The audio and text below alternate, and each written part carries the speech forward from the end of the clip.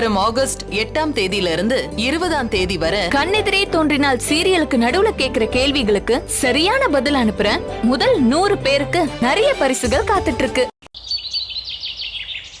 2ல சனி. என்ன சொல்றீங்க ஜோசியரே? என் பையன் சிவாவோட ஜாதகத்தை இன்னொரு தடவை நல்லா பார்த்து சொல்லுங்க. 5ல புதன், 7ல சுக்கிரன், 8ஆம் இடம் ராகு, 9. ஜாதகத்தை நல்லா பார்த்துட்டு தான் சொல்றோம்மா. உங்க பையனோட ஜாதகத்துல சனியும் சந்திரனும் வலிமையோட இருக்காங்க. தொழில் துறையில யாரும் நினைக்காத அளவுக்கு இந்த ஜாதகக்காரரு உச்சத்தை தொடுவாரு. தன்னோட முழு ஆளுமையை செலுத்துவாரு. அப்படி ஒரு ஐஸ்வர்யமான ஜாதக அமைப்புல உங்க பையன் பிறந்திருக்காரு. ஆனா நீங்க எதிர்பார்க்கிற மாதிரி உங்க பையனோட கல்யாணம் மட்டும் உங்க விருப்பப்படி நடக்காது. அவரு விருப்பப்படிதான் நடக்கும்.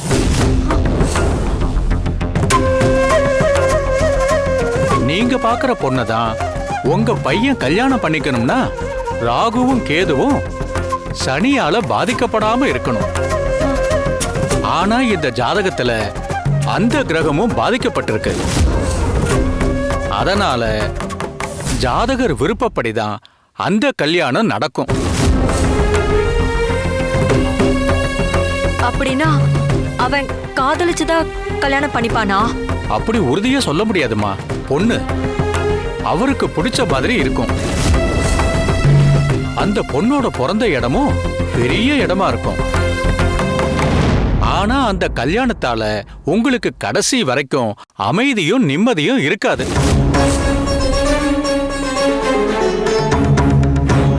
என் பையன் விரும்புற பொண்ணு பெரிய இடமா தான் இருக்கும்னு சொல்றீங்க. அப்படின்னா அது அனிதாவா தான் இருக்கும். அவளதான் சிவாவுக்கு கல்யாணம் பண்ணி வைக்கணும்னு நானும் நினைச்சிட்டு இருந்தேன்.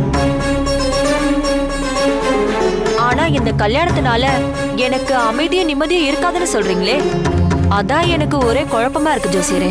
நீங்க விருப்பப்படுற அனிதாவை உங்க பையன் கல்யாணம் பண்ணிக்கணும்னா அந்த ஜாதகரும் பொண்ணு விரும்பினா மட்டும்தான் நடக்கும். உங்க தனிப்பட்ட விருப்பம் நிறைவேறாது.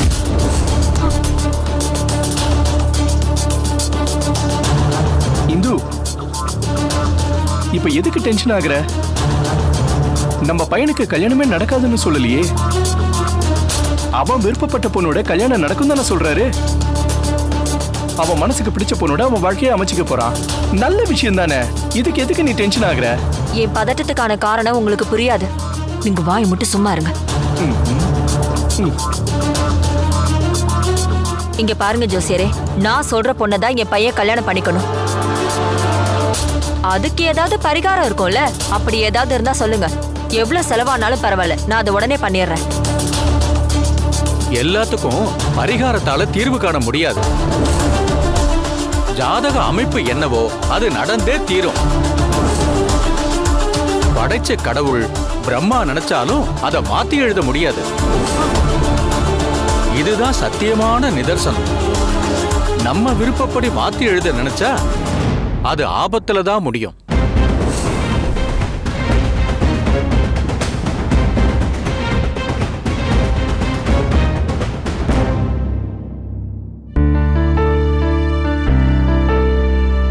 சார், பால். தேங்க்யூ சக்தி. வச்சுட்டு போ.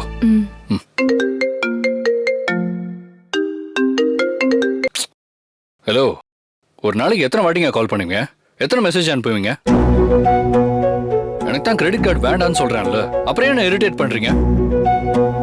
இத பாருங்க, இதான் first and last. Don't call me, okay? முதல்ல இந்த நம்பரை பிளாக் பண்ணணும். அப்பதான் இனிமே இந்த நம்பர்ல இருந்து காலோ மெசேஜ் வராது.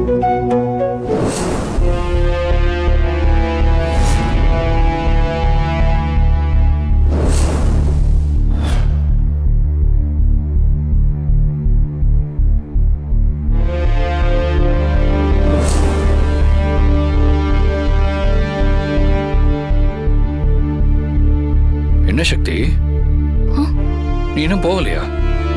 இல்ல சார், அது நீ தயங்குறத பார்த்தா ஏதோ சொல்ல வர மாதிரி தெரியுது. என்ன விஷயம்? அது இப்போ உங்களுக்கு ஒரு கால் வந்துச்சுல்ல, ஆமா திரும்பவும் கால் வராம இருக்கணும்னு ஏதோ பிளாக் பண்ணணும்னு சொன்னீங்களே. ஆமா சொன்னேன், பிளாக் பண்ணிட்டேனே. அதுக்கு என்ன இப்ப? அது இல்ல சார், காலையில இருந்து என் போனுக்கு யாரோ தப்பா போட்டோ அனுப்புறாங்க. நாகரிகமே இல்லாம சில மெசேஜ் எல்லாம் அனுப்புறாங்க. அப்படியா? ஆமா சார், இத பத்தி நான் மலராக்கா கிட்ட சொன்னேன். அவங்க ருத்ராமா கிட்ட சொல்ல சொன்னாங்க. இந்த மாதிரி அருவருப்பான மெசேஜ் அவங்க கிட்ட காட்டுறதுக்கு சங்கடமா இருக்கு சார். நம்பரை பிளாக் பண்ணிட்டா கால் மெசேஜ் எதுவும் வராதுன்னு சொன்னீங்கல்ல, நீங்க அந்த நம்பரை கொஞ்சம் பிளாக் பண்ணி கொடுக்குறீங்களா சார்? உனக்கு வந்த மெசேஜை ஓபன் பண்ணு. சரிங்க சார்.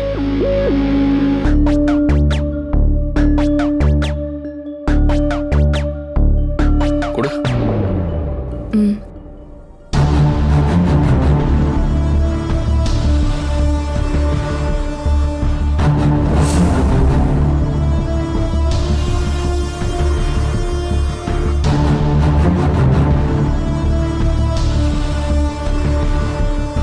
bloody nonsense. எவ்வளவு கீழ்த்தனமா மெசேஜ் அனுப்பியிருக்கான். பொண்ணுங்க நம்பர் எப்படியாவது கண்டுபிடிச்சு இந்த மாதிரி கீழ்த்தனமான வேலை பண்றதுக்குன்னே ஒரு குரூப் இருக்காங்க.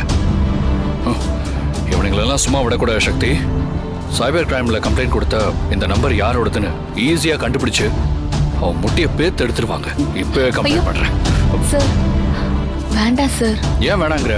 நீங்க சொல்ற மாதிரி கம்ப்ளைண்ட் கொடுத்தா அதுவும் ஒரு பகையா வளர்ந்து என்கிட்ட தான் வரும் சார். நீங்க அந்த நம்பரை மட்டும் பிளாக் பண்ணி கொடுங்க போதும். பகையை வளர்த்துக்க வேண்டாம் சார். இப்படிலாம் பொண்ணுங்க பயப்படுறதுனால தான் இந்த மாதிரி போக்கிற பசங்களுக்குலாம் குளிர் விட்டு போயிடுச்சு. இதுக்கெல்லாம் பயப்படக்கூடாது, தைரியமா கம்ப்ளைண்ட் கொடுக்கணும். திரும்பவும் இதே மாதிரி மெசேஜ் பண்ணா நீங்க சொன்ன மாதிரி நிச்சயம் கம்ப்ளைண்ட் கொடுத்துடலாம் சார். இப்போ அந்த நம்பரை பிளாக் பண்ணி மட்டும் கொடுங்க சார், ப்ளீஸ் சார். சரி, பிளாக் பண்ணி கொடுக்குறேன். ஆனா இந்த மாதிரி ஆளுங்கெல்லாம் வேற வேற நம்பர்ல இருந்து திரும்ப மெசேஜ் அனுப்பிச்சுக்கிட்டே தான் இருப்பாங்க. அப்படி திரும்ப வந்துச்சுன்னா மறைக்காம என்கிட்ட சொல்லணும். சரியா? சரிங்க சார்.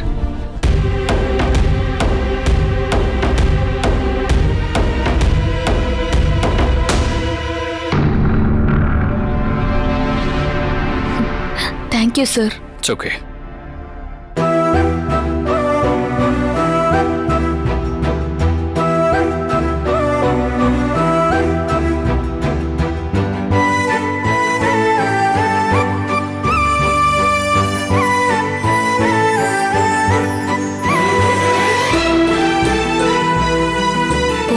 மதிப்பா மரியாதையா நடத்துற குணம் சிவா சாருக்கு இருக்கு. இவரை கட்டிக்க போற பொண்ணு ரொம்ப கொடுத்து வச்சவ.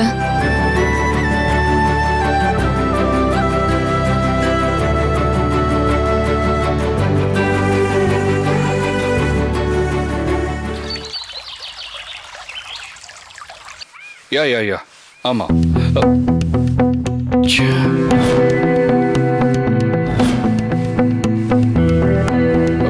சக்தி,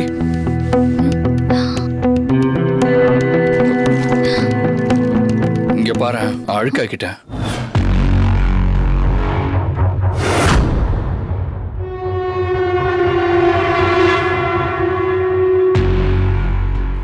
சாரி சக்தி. ஐயோ சார், என்ன சார் நீங்க? இல்ல, என்னாலதான் அழுக்காயிடுச்சு. நீ ஃப்ளோரை தொடச்சிட்டு இருந்ததை நான் கவனிக்கல. இல்லைன்னா நான் ஷூவை காட்டிட்டே வந்திருப்பேன். இதுக்கெல்லாம் என்கிட்ட சாரி கேப்பீங்களா? இத நான் தொடச்சுக்கிறேன் சார். இது ஒரு பெரிய விஷயமா? இல்ல சக்தி, எவ்வளவு கஷ்டப்பட்டு நீ மாப் போட்டிருக்க. திரும்பவும் அந்த ஷூ மார்க்கை தொடக்கிறது உனக்கு இன்னொரு வேலை தானே. I am really sorry. நான் வேணா ஷூவை காட்டிட்டு வெளியில போய் போட்டுறேன். ஐயோ சார், தயவு செஞ்சு ஷூவை கழட்டாதீங்க சார். நீங்க போங்க சார், நான் தொடச்சுக்கிறேன். இதெல்லாம் எனக்கு ஒரு பெரிய வேலையா? நீங்க ஷூவை கழட்டாதீங்க சார், என் மனசுக்கு கஷ்டமா இருக்கும். நீங்க அப்படியே போங்க சார், நான் பாத்துக்கிறேன். ஓகே சக்தி, தேங்க்ஸ். சார், இதுக்கெல்லாம் எதுக்கு சார் தேங்க்ஸ் சொல்றீங்க? Okay bye.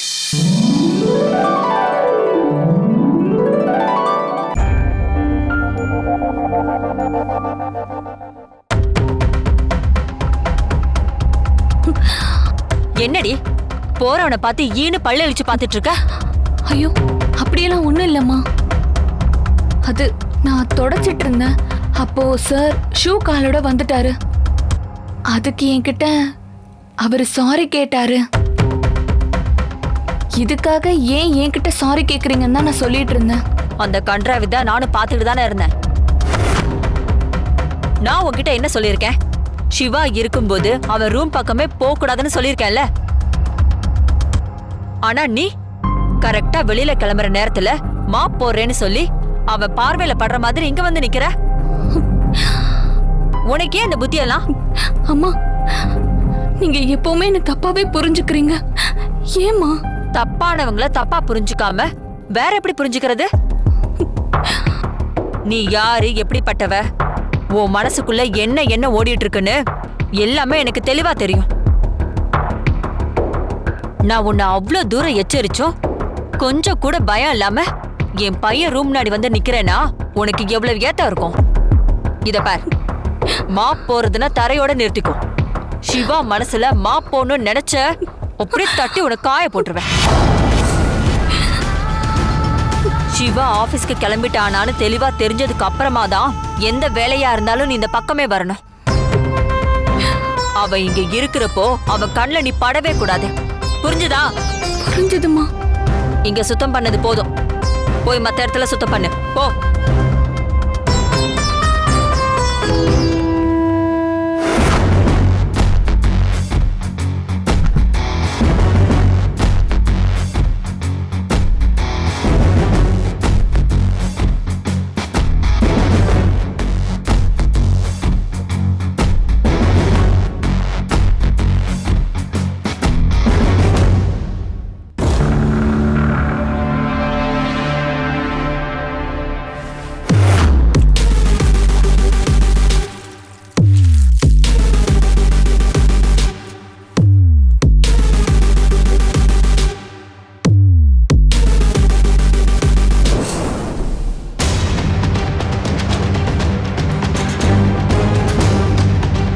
இப்ப வைக்கிறேன்டி உனக்கு ஆப்பு.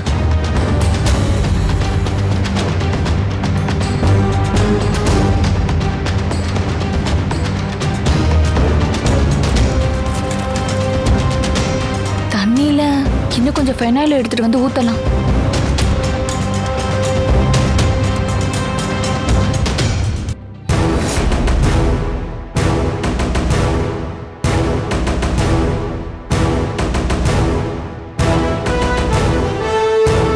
ஹே மம்மி, என்னை விடவும் அந்த வேலைக்காரி மேல உங்களுக்கு பாசம் அதிகமாயிடுச்சுல்ல.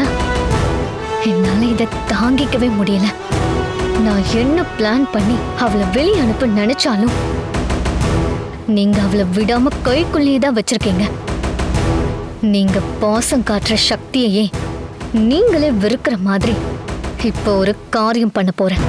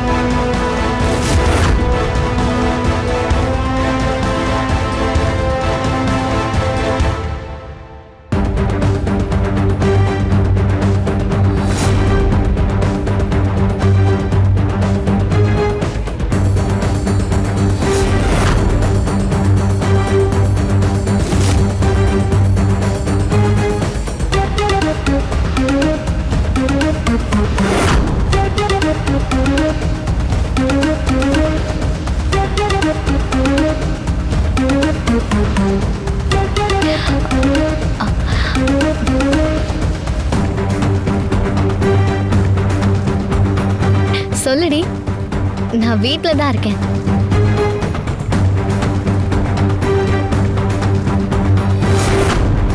அப்படியா? சரி.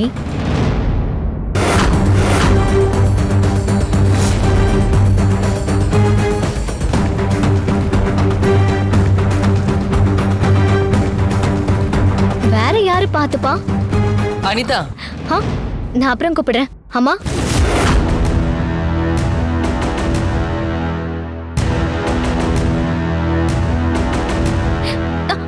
ஏய், அனிதா, ஏய், என்னாச்சு? அனி, மம்மி, சக்தி, என்னாச்சு அனிதா?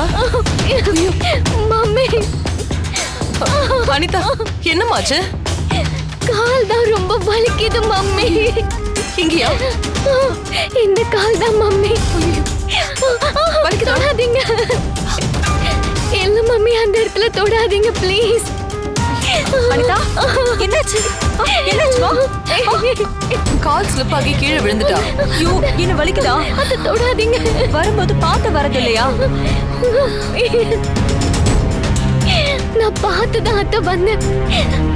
தண்ணியை யாரும் கீழே செஞ்சிருக்காங்க.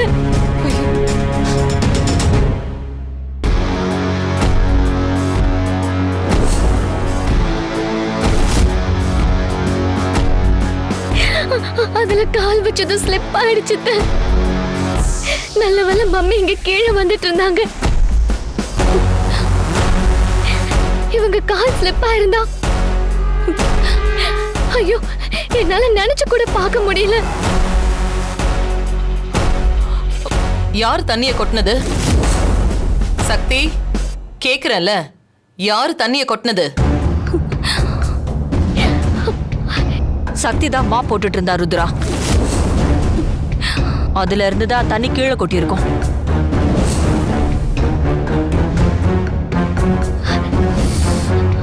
என்ன சக்தி, நீதான் தண்ணிய கொட்டினியா? இல்லங்கம்மா, நான் தண்ணிலாம் கொட்டல. இதோ மாப் தான் போட்டேன். அப்புறம் எப்படி இப்படி தண்ணி எல்லாம் கொட்டி இருக்கு?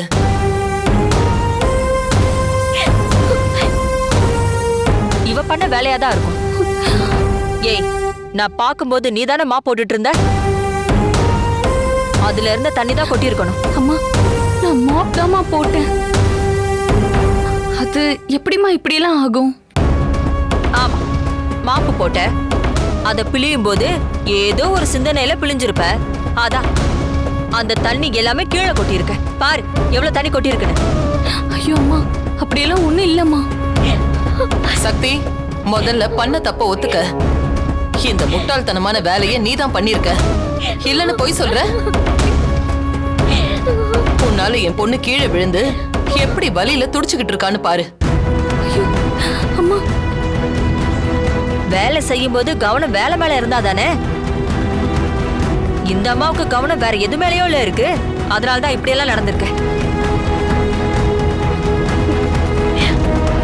அதான் தண்ணி கொட்டி இருக்குன்னு தெரியுதுல்ல, அத உடனே நீ க்ளீன் பண்ணிருக்கணும்ல. அப்படியே ஏன் விட்டுட்டு போன? விடுங்க மம்மி, அவளே பாவம். எப்படியோ தண்ணி கொட்டியிருக்கா. நானும் கீழே விழுந்துட்டேன். இதுக்கு மேல அவளை திட்டி என்ன மம்மி ஆக போகுது?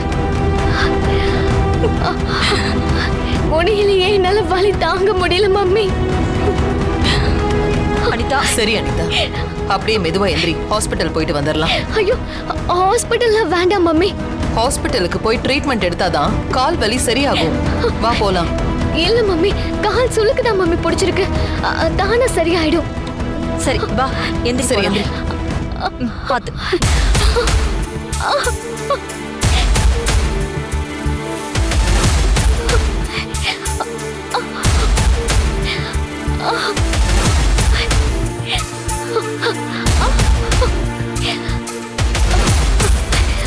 பாத்து, பொறுமையா வா. என் கையை பிடிச்சுக்கோ, வா. இரு. இரு. இப்படி உட்காரு. பாத்து. எப்படி நடந்துச்சு? மெதுவா கால் எடுத்து மேல வை. மம்மி மம்மி மம்மி பொறுமையா. வலிக்குது. மெல்ல எடுத்து வை. அவ்வளவுதான். ஆ, மம்மி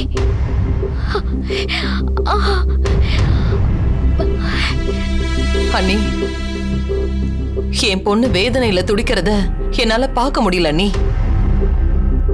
ரொம்ப பெயின் இருக்கா செல்லம்? ஆமா மம்மி. ஐயோ கடவுளே, என் பொண்ணை ஏன் இப்படி சோதிக்கிற?